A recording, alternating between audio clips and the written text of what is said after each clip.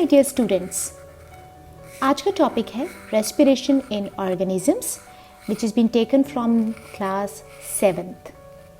इस चैप्टर में हम बात करेंगे what is respiration, what are the different types of respiration and what is the difference between these two types of respiration. जब हम respiration की बात करते हैं तो we should be able to understand that respiration is very different from breathing. और इसका मैंने बहुत अच्छा सा एक वीडियो बना के अपलोड करा हुआ है। प्लीज़ आप इस गिवन लिंक पे जाके चेक करें that why respiration is confused with the breathing. And ये हमें बहुत समझ में आ जाना चाहिए अभी कि रेस्पिरेशन जो है वो ब्रीदिंग नहीं है। अब क्यों नहीं है रेस्पिरेशन ब्रीदिंग? अगर हम उसकी बात करें तो 2 पॉइंट्स में हम इसको बहुत अच्छी तरीके से समझा सकते हैं कि जो रेस्पिरेशन है वो एक ऐसा प्रोसेस है which is used to give out energy, वो energy which is required for all the life processes, जो सारे लाइफ प्रोसेसेस को करने में डाइजेशन से लगा के, थिंकिंग से लगा के, एवरीथिंग जो आप कर रहे हैं, वॉकिंग, रनिंग, स्पीकिंग, इन सब में जो भी एनर्जी लगती है वो सारी एनर्जी का जो प्रोडक्शन है वो इसी प्रोसेस से होता है। तो ये जो प्रोसेस है एक्चुअली ये प्रोडक्शन का एक प्रोसेस है in which energy is being produced। दूसरा जो मेन डिफरेंस है वो है कि ये हर एक सेल में होता है। It is very important to understand that ये जो रेस्पिरेशन है हमारी बॉडी के बहुत डिफरेंट टाइप्स के सेल्स हो सकते हैं, लेकिन ये हर एक उन सेल्स में होता है। अब बात करते हैं कि रेस्पिरेशन जो है वो सेल्स में कैसे होता है। तो हमें इस रेस्पिरेशन प्रोसेस के डीप में जाने से पहले हमें ब्रीदिंग प्रोसेस भी समझ में आना चाहिए कि किस तरह से हमारी बॉडी में ऑक्सीजन जो है वो एंटर करता है। हमें सबको पता है कि ऑक्सीजन जो है it enters through nose, then via wind pipe it moves to lungs तक पहुंचकर एल्वियोलाई के चारों तरफ जो ब्लड वेसल्स हैं वो ब्लड वेसल्स ऑक्सीजन को एब्जॉर्ब करते हैं, और ऑक्सीजन को जब वो एब्जॉर्ब करते हैं वो सीधा जो ब्लड वेसल्स में जो ब्लड है वो सीधे सप्लाई करते हैं इस ऑक्सीजन को हर एक सेल में उस बॉडी के। ओके, ये भी समझना पड़ेगा कि ब्लड में कौन है जो ऑक्सीजन को पिकअप करता है।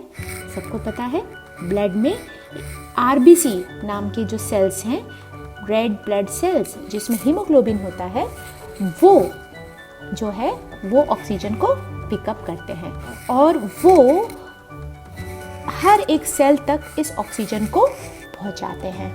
तो पहले तो हमने ये समझ लिया कि किस तरह से ऑक्सीजन जो है वो हर एक सेल तक पहुंच गई through a very specified transportation system. और ये ट्रांसपोर्टेशन सिस्टम जो है ये बहुत अच्छी तरीके से वाया ब्लड ऑक्सीजन को हर सेल तक पहुंचाता है।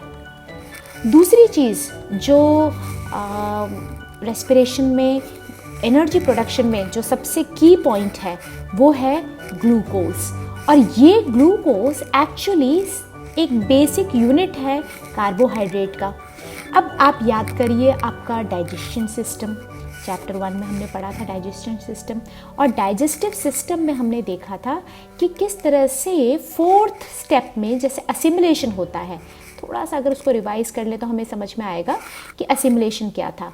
असिमिलेशन जो है वो विलाई के थ्रू जो स्मॉल इंटेस्टाइन में था वहाँ से न्यूट्रिएंट्स का एब्जॉर्प्शन होकर डिस्ट्रीब्यूशन हो रहा था।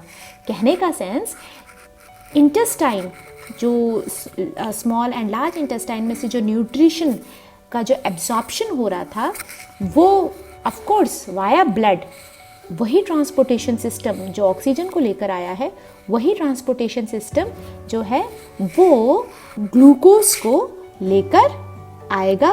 एंड ये ट्रांसपोर्टेशन सिस्टम ग्लूकोज को हर एक सेल तक पहुंचाएगा। अब जबकि ग्लूकोज और ऑक्सीजन दोनों हर सेल में पहुंच चुके हैं, तो ये ऑक्सीजन जो है वो ग्लूकोज का ब्रेक डाउन करेगा एंड ब्रेक डाउन करके एनर्जी रिलीज करेगा, energy in the form of small small packets. Okay, in small packets को बोलते हैं एटीपी। एटीपी मतलब एडिनोसिन ट्राइफॉस्फेट। और अगर मैं इस प्रोसेस की बात करूँ जहाँ पे ऑक्सीजन जो है वो ग्लूकोज को तोड़ रहा है, उस प्रोसेस में करीबन 38 एटीपी निकलेंगे, यानी अच्छा खासा एक मॉलिक्यूल ऑफ ग्लूकोज जो है वो अच्छा खासा एनर्जी प्रोड्यूस कर लेगा। यानी 1 molecule of glucose when been broken down by oxygen gives out 38 ATP energy packets. लेकिन जैसे हमें पता है कि जब भी कोई चीज़ बनती है तो उसके बाय प्रोडक्ट्स भी बनते हैं, उसके वेस्ट भी बनते हैं। तो यहाँ पर जो बाय प्रोडक्ट्स बने हैं वो है carbon dioxide and water, which is again been taken by the transportation system, और वही कार्बन डाइऑक्साइड को लंग्स के थ्रू हमारी बॉडी के बाहर फेंक दिया जाता है। साथ में थोड़ा सा वाटर वेपर भी जाता है, और बचा हुआ वाटर जो है वो हमारे बॉडी के लाइफ प्रोसेसेस में काम आता है।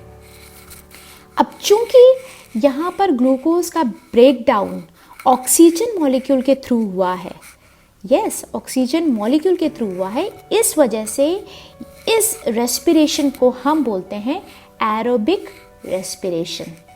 ये एरोबिक रेस्पिरेशन सोर्स है एनर्जी का। अगर हम बात करते हैं हमारी खुद की बॉडी का, ह्यूमन बींग्स या सारे ही जो मल्टी सेलुलर एनिमल्स होते हैं, उनमें ये एरोबिक रेस्पिरेशन होता है। तो आई होप ये फर्स्ट टाइप का जो रेस्पिरेशन है ये समझ में आ गया होगा। और अगर हम इसकी इक्वेशंस की बात करें तो बहुत डिफरेंट वेज में हम इसकी इक्वेशंस लिख सकते हैं। बेसिकली ऑक्सीजन जो है उसने ग्लूकोज को ब्रेक डाउन किया है, जैसे कि हम फार्मूले से देख सकते हैं। ग्लूकोज का फार्मूला है C6H12O6, और ऑक्सीजन जो है वो 6 मॉलिक्यूल्स ऑफ ऑक्सीजन चाहिए एक ग्लूकोज मॉलिक्यूल को तोड़ने के लिए, इसीलिए यहाँ पर हमने 6O2 लिखा है। ठीक है, क्योंकि एक ऑक्सीजन मॉलिक्यूल में इतनी ताकत नहीं है कि वो इतने बड़े मॉलिक्यूल को तोड़ ले, तो उसको तोड़ने के लिए करीबन 6 मॉलिक्यूल्स चाहिए ऑक्सीजन के। वो एक मॉलिक्यूल ग्लूकोज को ब्रेक डाउन करते हैं और बदले में बनाते हैं एनर्जी। कितनी एनर्जी बनाते हैं अगर हम उसका कैलकुलेशन करें तो करीबन 38 एटीपी बनाते हैं, एडिनोसिन ट्राइफॉस्फेट। एक तरह से अगर हम इजी लैंग्वेज में इसको समझें तो ये एक तरह के एनर्जी पैकेट्स हैं। तो आप ये समझ लीजिए कि 38 एनर्जी पैकेट्स यहाँ पर बन रहे हैं, और उसके साथ में 6 मॉलिक्यूल्स ऑफ कार्बन डाइऑक्साइड बन रहा है और 6 मॉलिक्यूल्स ऑफ वाटर भी बन रहा है, जो कि इस प्रोसेस में वेस्ट है, हमें नहीं चाहिए। हमें मतलब है सिर्फ एनर्जी प्रोडक्शन के लिए। तो ये हुआ फर्स्ट टाइप का सबसे basic respiration process, that is aerobic respiration in which oxygen is needed. Oxygen मतलब एयर, इससे भी हम याद कर सकते हैं, तो एरोबिक। सो एरोबिक मतलब जहाँ पे ऑक्सीजन चाहिए, जिस प्रोसेस में ऑक्सीजन चाहिए। ऐसे कई बार ऐसी सिचुएशंस आती है जहाँ पर हमारी जो एनर्जी प्रोडक्शन हो रहा है, जो हमारा एनर्जी प्रोडक्शन हो रहा है वो काफ़ी नहीं है। फॉर एग्ज़ाम्पल, जब भी हम कोई बहुत विग्रस एक्सरसाइजेस करते हैं, रनिंग कर रहे हैं, स्विमिंग कर रहे हैं, कुछ इस तरह से विग्रस एक्सरसाइजेस कर रहे हैं जहाँ पर एनर्जी प्रोडक्शन बहुत फास्ट होना चाहिए, या मैं कह दूँ कि बहुत सारी एनर्जी रिक्वायरमेंट है, वहाँ पर बॉडी जो है, वो जो सेल्स हैं वो इतना प्रोडक्शन नहीं कर पाते हैं। तो मसल सेल्स सोचते हैं कि चलिए हम भी इनका हाथ बटा लें, और वो भी लग जाते हैं मसल सेल्स। ऑफ कोर्स उनमें एरोबिक रेस्पिरेशन हो रहा होता है, लेकिन कुछ मसल सेल्स जो है वो एक्स्ट्रा वर्क करने के मूड में बिना ऑक्सीजन के ग्लूकोज का ब्रेक डाउन शुरू कर देते हैं, क्योंकि ग्लूकोज ज़्यादा है उनके पास में, तो ग्लूकोज का वो ब्रेक डाउन शुरू कर देते हैं। ऑक्सीजन सप्लाई ब्रीदिंग रेट के हिसाब से इतनी नहीं आ पाती है उनके पास में, तो वो बिना ऑक्सीजन के ग्लूकोज का ब्रेक डाउन शुरू कर देते हैं, so that they can fulfil the demand of energy, ताकि वो अपनी एनर्जी की जो डिमांड है उसको वो फुलफिल कर सके। अब उसके लिए थोड़ा सा डिफरेंट टाइप का एनर्जी प्रोडक्शन हो रहा है। ऑफ कोर्स क्योंकि ये एनर्जी प्रोडक्शन का प्रोसेस है तो ये रेस्पिरेशन, बट इस रेस्पिरेशन में ऑक्सीजन नहीं है, there is an absence of oxygen. और अगर वहाँ पर बात करें जहाँ पे ऑक्सीजन के बगैर ग्लूकोज टूट रहा है, बहुत ज़्यादा ग्लूकोज को हम सिंप्लीफाई तरीके से नहीं तोड़ पाते हैं, सिंप्लीफिकेशन नहीं कर पाते हैं, इसीलिए वहाँ पे कार्बन डाइऑक्साइड नहीं बन के लैक्टिक एसिड बन जाता है। और अगर आप फॉर्मूले में देखें तो एक ग्लूकोज मॉलिक्यूल जो है वो 2 मॉलिक्यूल्स ऑफ लैक्टिक एसिड बना सकती है। और अगर थोड़ा सा अगर हम लाइटर पॉइंट ऑफ व्यू से देखें तो हम देख रहे हैं कि बिल्कुल हाफ हो रहा है, सिर्फ ग्लूकोज के 2 टुकड़े हो रहे हैं इन केस ईजी तरीके से समझे तो। और उसके साथ में एनर्जी प्रोडक्शन हो रहा है, लेकिन ये एनर्जी प्रोडक्शन इतना नहीं हो पाएगा जितना कि ऑक्सीजन कर पा रहा था। ऑक्सीजन ने ग्लूकोज को पूरी तरीके से तोड़कर कार्बन डाइऑक्साइड में कन्वर्ट कर दिया था और वाटर में कन्वर्ट कर दिया था। यहाँ पर ग्लूकोज पूरी तरीके से नहीं टूट रहा है, इस वजह से जो एनर्जी प्रोडक्शन है वो बहुत कम होगा और सिर्फ 2 पैकेट्स बनेंगे एनर्जी के, जो हमने बात करी थी एनर्जी पैकेट्स की, यानी 2 ATP बनेंगे, सिर्फ 2 ATP।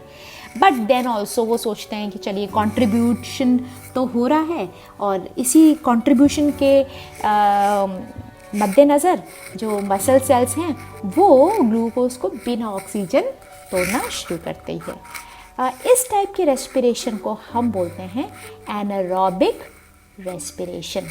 तो इसको हम बोलते हैं एनारोबिक रेस्पिरेशन। एनएरोबिक यानी एनएरोबिक मीन्स जहाँ पे एयर यानी ऑक्सीजन नहीं है, ऑपोजिट हो गया। तो एनएरोबिक से नाम याद रह जाएगा आपको कि जहाँ पे ऑक्सीजन नहीं है। ये स्पेशल टाइप का एनारोबिक रेस्पिरेशन है जो ह्यूमंस के मसल सेल्स में हो रहा है, और वो भी कुछ स्पेसिफिक कंडीशंस में, हमेशा नहीं होता। और ये जो लैक्टिक एसिड बन रहा है ये कहीं ना कहीं कुछ नुकसान भी कर जाता है और हमारे मसल्स में क्रैम्प्स दे जाता है। तो अगर कभी क्वेश्चन आए कि why we have cramps in the muscles, तो most of the time answer यही होगा कि जो क्रैम्प्स हैं it is due to the anaerobic respirations which was happening in muscle cells, and because of this anaerobic respiration lactic acid was produced, and this lactic acid is responsible for the cramps in the muscles.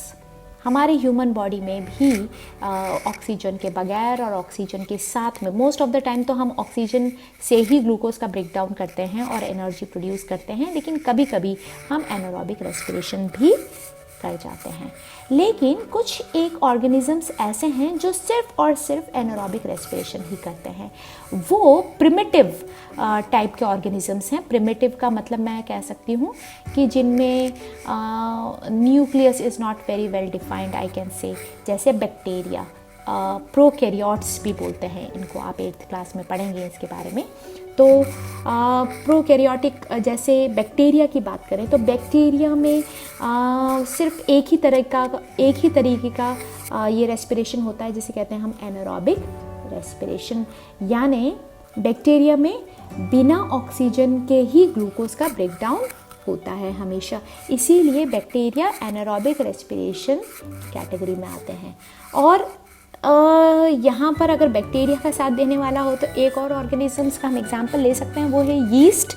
Yeast हम सब जानते हैं कि fungi है, एक unicellular fungi है।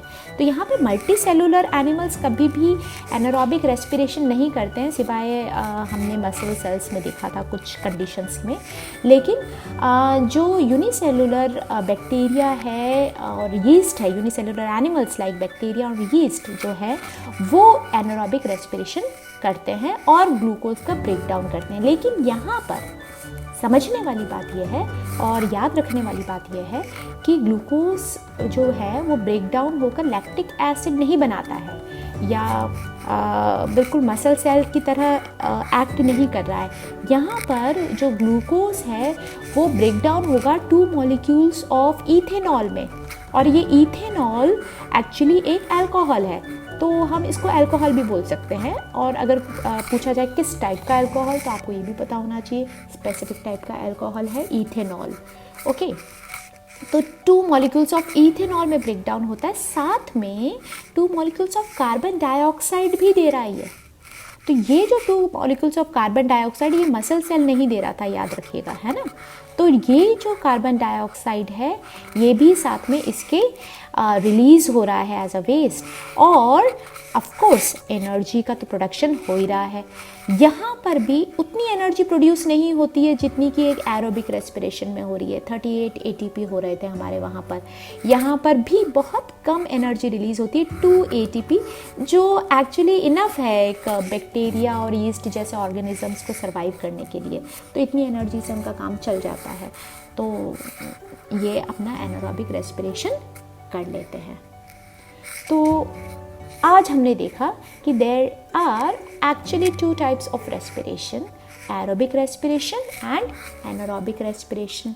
अगर differences देखें तो एरोबिक रेस्पिरेशन में the oxygen is used to break down the glucose and carbon dioxide, water and energy is released, while in anaerobic respiration the breakdown of glucose happens in the absence of oxygen, and ethanol, carbon dioxide and energy is released.